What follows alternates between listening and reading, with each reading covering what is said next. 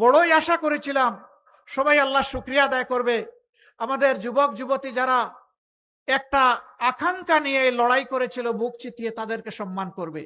আফসোস, কেউ কেউ তাদেরকে অপমান অপদস্থ করতে লাগলো, তুচ্ছ তাচ্ছিল্য বলে কথা বলতে লাগলো, তাদেরকে কোনো পাত্তাই দিতে লাগলো না, এই জুলাইটাকে কোনো স্বীকৃতি দিতে চাইলো না।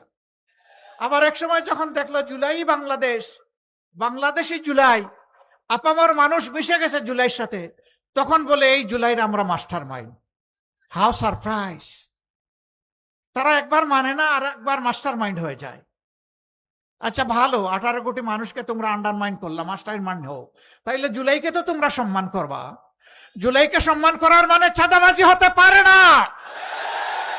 জুলাইকে সম্মান করার মাঝে দুর্নীতি হতে পারে না। নিরীহ মানুষের জমি দখল হতে পারে না। মামলা বাণিজ্য হতে পারে না। আমার মায়ের গায়ে হাত তুলতে পারে না।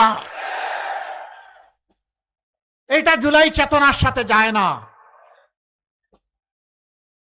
এরপরে আমরা আশ্চর্য, যেদিকে আগাতে চাই একটা দল সামনে গিয়ে একটা বাদ দিয়ে দেয়, আমাদেরকে আগাইতে দেয় না। তার সাক্ষী এই জাতি।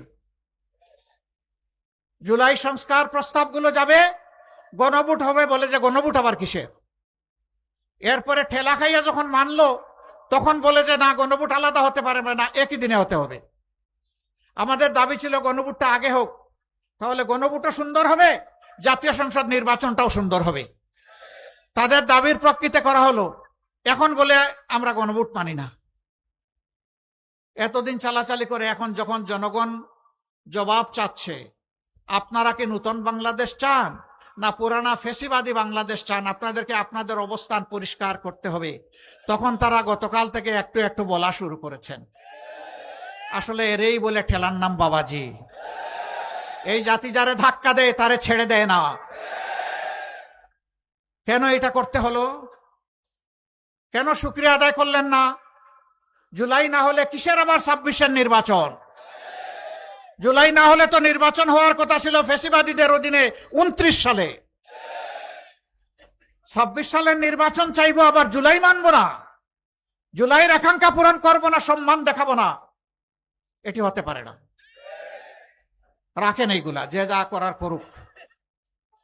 আমরা স্পষ্ট কণ্ঠে ঘোষণা দিয়েছি, আমরা ইনশাআল্লাহ বাংলাদেশকে দুর্নীতি মুক্ত করে ছাড়বো, চাঁদাবাজ মুক্ত করে ছাড়বো, মা বোনদের ইজ্জত প্রতিষ্ঠা করে ছাড়বো, শিশু আবাল বৃদ্ধ বনিতার নিরাপদ বাংলাদেশ ইনশাআল্লাহ উপহার দেব। আমরা বলেছি বাংলাদেশে আর কোনো ব্যাংক ডাকাতের অস্তিত্ব থাকবে না। আমরা বলেছি আর কোনো শেয়ার মার্কেট লুট করার দুঃসাহস কেউ দেখাবে না। আমরা বলেছি আর ঘরে ঘরে চাঁদার নামে ডাকাতি করার সুযোগ দেব না। সেই পরিবর্তনের বাংলাদেশ আপনারা চান কিনা? আপনারা চান?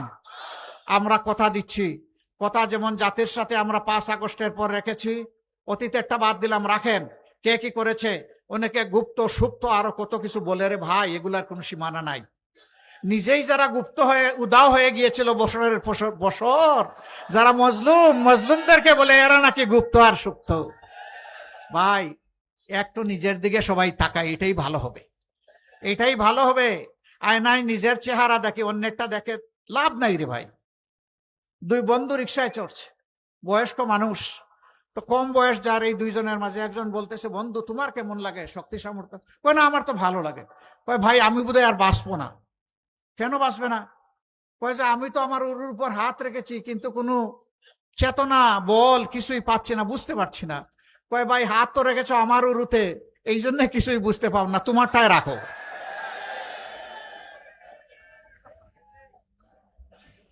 প্রিয় ঢাকাবাসী, আপনারা রাজধানী গড়ে দিয়েছেন, ইনশাআল্লাহ আপনারা দেশ গড়ায় অগ্রণী ভূমিকা পালন করবেন।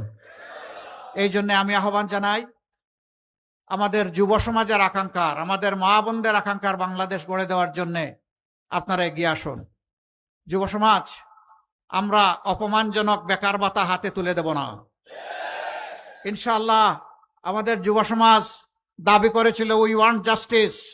তারা তাদের অধিকার রাইটস চেয়েছিল, সেই রাইটস দিতে অস্বীকৃতি জানানোর কারণে তারা পালিয়ে গেছে। যারা এটা অস্বীকার করেছিল, তারা কারো কাছে মিছিল করে গিয়ে বলে নাই বেকার ভাতা চাই, বেকার ভাতা যারা দিতে চান, প্রকৃতপক্ষে আমাদের যুব সমাজকে তারা অপমানিত করতে চান।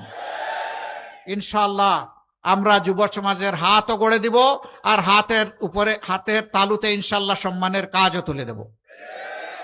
মা বোনেরা, আপনাদেরকে কথা দিচ্ছি, এখনই যারা হুমকি দেয় দাড়িপাল্লার পক্ষে, শাপলাকলির পক্ষে, ছাতা মার্কার পক্ষে, ঘড়ির পক্ষে, রিক্সার পক্ষে, এরকম 11 দলের যতগুলা প্রতীক আছে, সেই প্রতীকের পক্ষে যে সমস্ত মা বোনেরা ইজ্জতের সাথে ক্যাম্পেইন করতে যাবেন, তারা হুমকিতে এদের কাপড় যেন খুলে ফেলা হয়।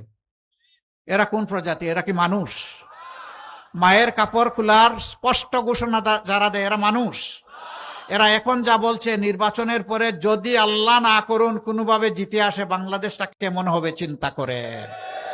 একজন মাও ইজ্জত নিয়ে ঘর থেকে বের হতে পারবেন না, বের হলে ইজ্জত নিয়ে ঘরে ফিরতে পারবেন না।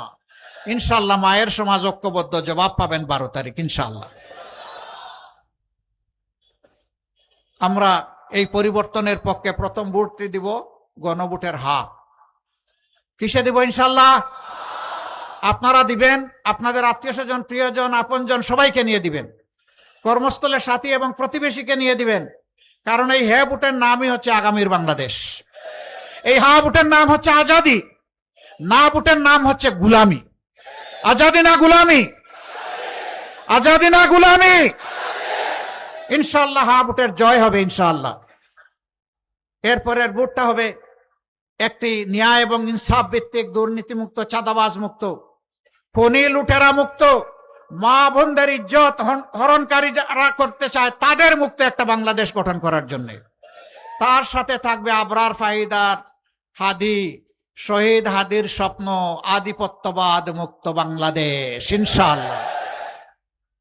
সেই বাংলাদেশ আমরা উপহার দিতে চাই। আপনারা থাকবেন আমাদের সাথে। মোবারকবাদ।